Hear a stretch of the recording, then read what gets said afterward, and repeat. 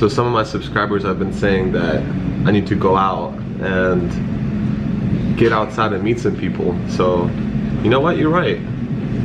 So today, I'm with Sidney Choi. What's up, guys?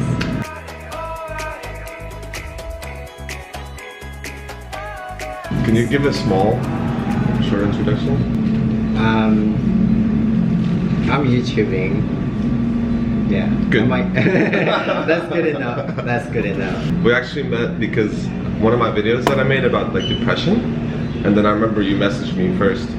You gave me like really long message, and it was actually really sweet, really nice, and we ended up talking because of that. Yeah. So, and we got along pretty well, and I was waiting for you to come down to Korea so we can meet, and yeah, we finally met.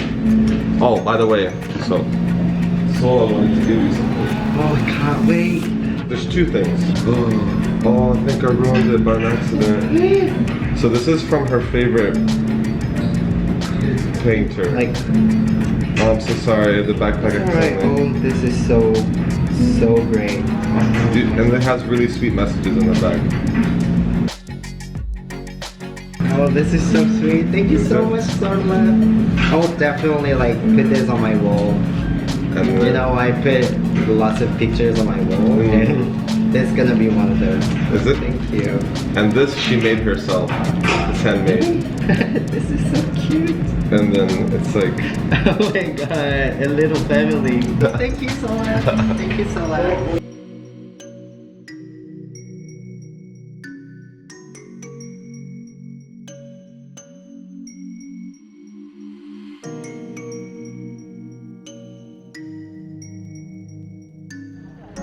me and you have something in common. We're both foreigners. Because I came to Korea, and you're living in Vietnam. Yeah. What was it like for you when you first moved to Vietnam out of Korea?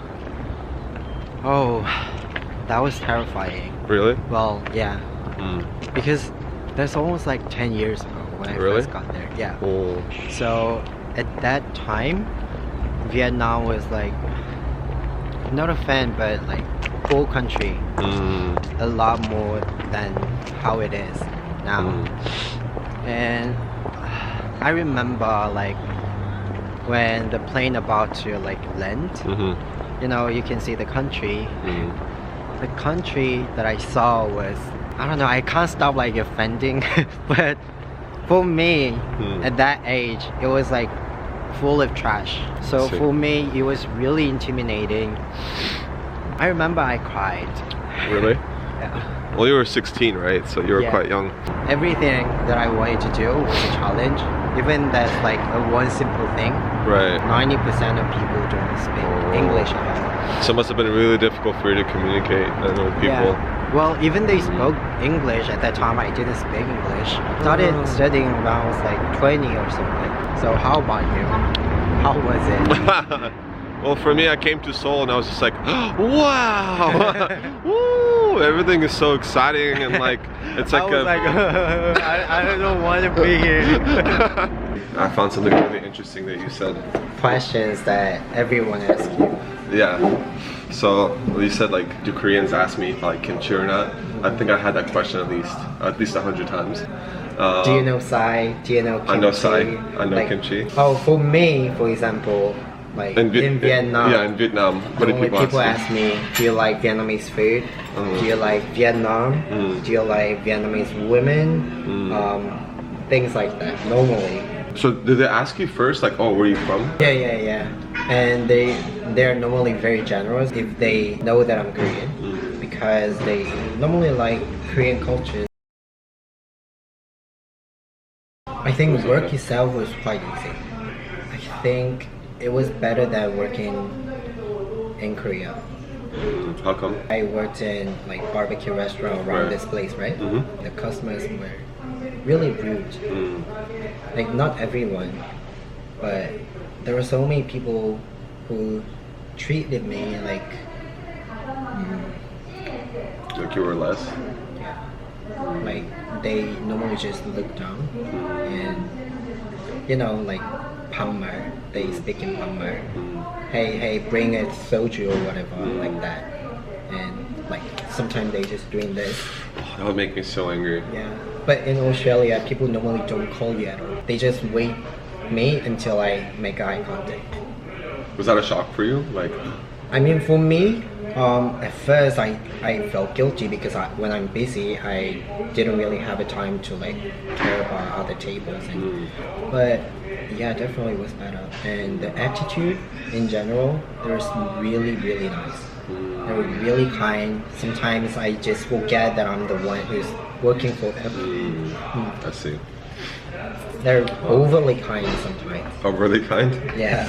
Is it spicy? Oh, that would be another question.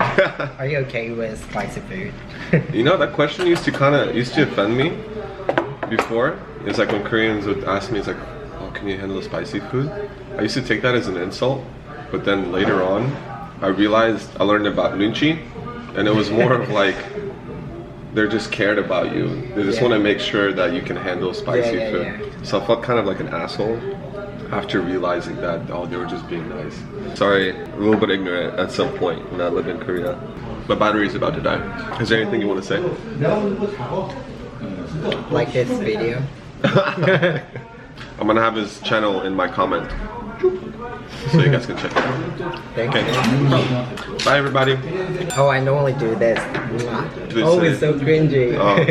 I go, thank you so much for watching. I'll see you guys next time. Bye. I have a favor for you. So there's this one person that I used to work with by the name of Lucy, or she is a really huge fan of you.